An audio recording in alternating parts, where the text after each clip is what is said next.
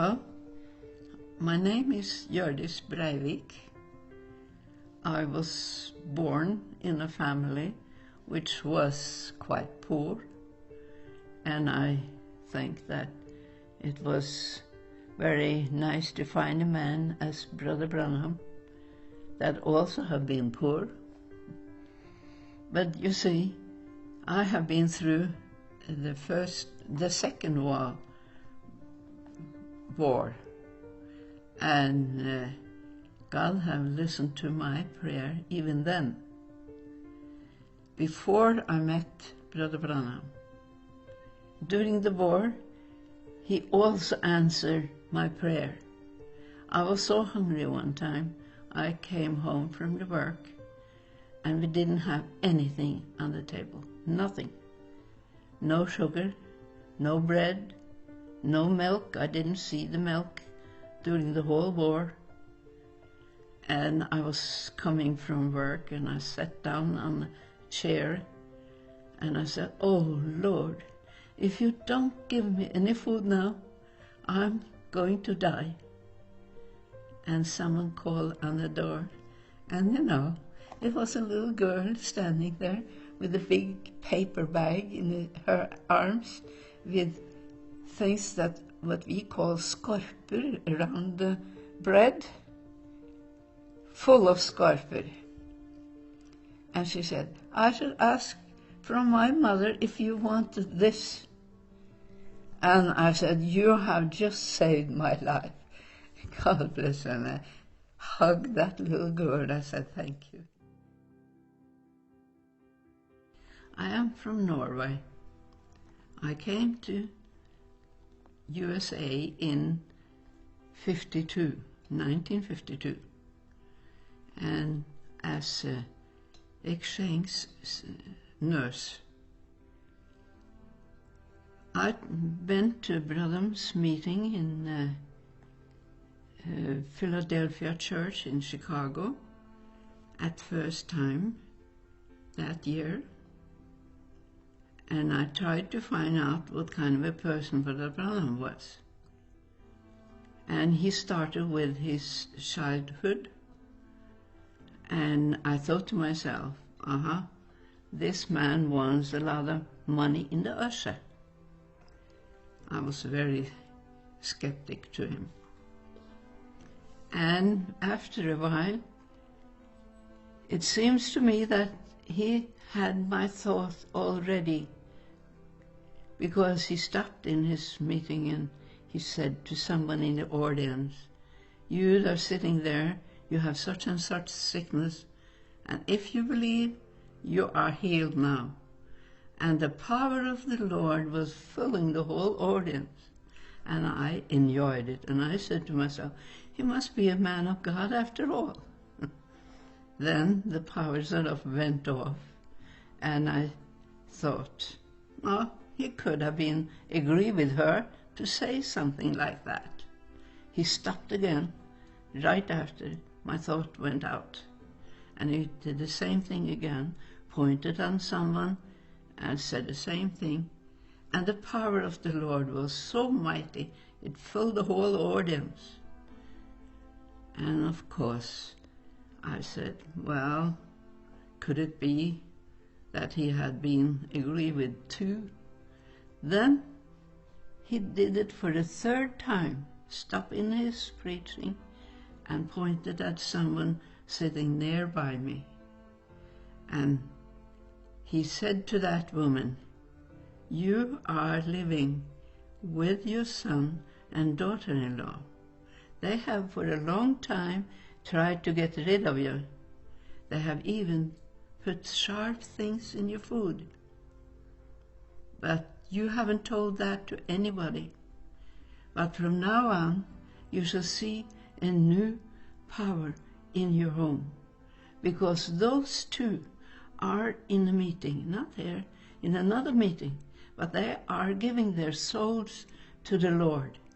And from now on, you shall see that you have peace in your home." And I can see her reaction. She started to cry of joy, of course.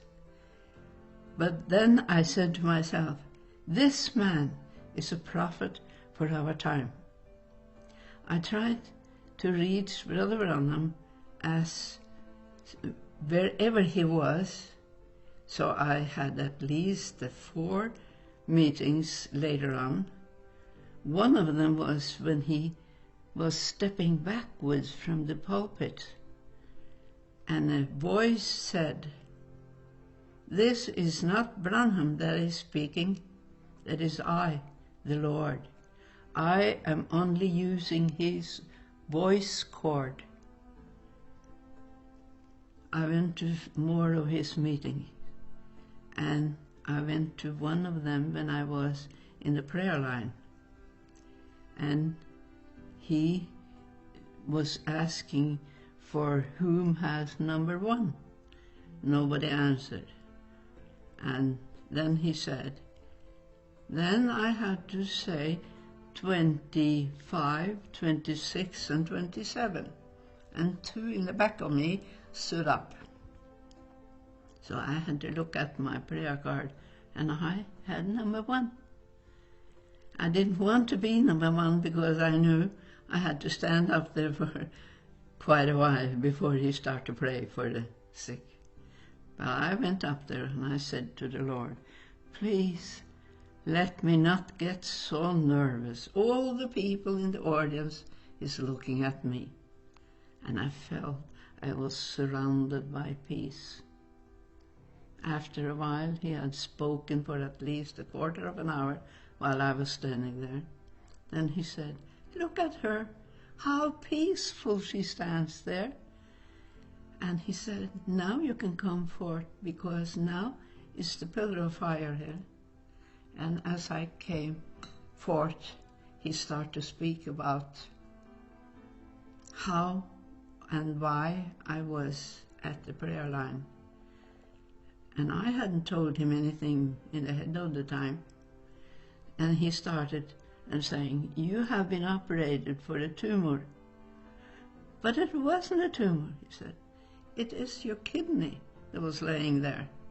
And they could not remove that one. So this operation was no good for you.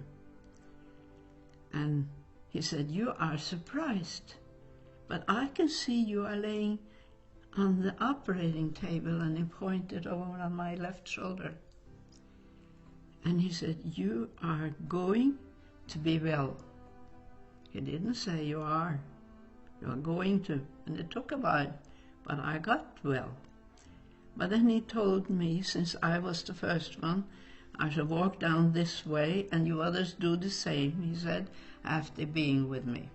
So when I got down on the main part of the floor, he looked after me and said, this is art. The pillar of fire is following you, sister. And that was because I had said it was so wonderful to stand there, because I enjoyed it. It was like being in heaven. The atmosphere around Brother Branham was divine. And then he said, is that your husband? He was carrying our son on his arm and come forth. I said, yes. He said, whatever is going to happen, you shall know the Lord is with you. And the Lord has been with me ever since.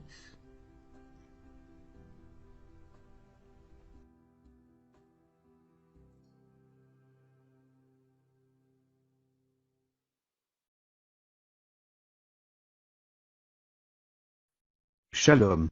Si cette vidéo a été une bénédiction pour votre vie, aimez, partagez et abonnez-vous à notre chaîne YouTube.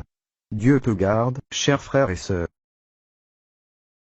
Quiero amarte, Señor, y sentir la paz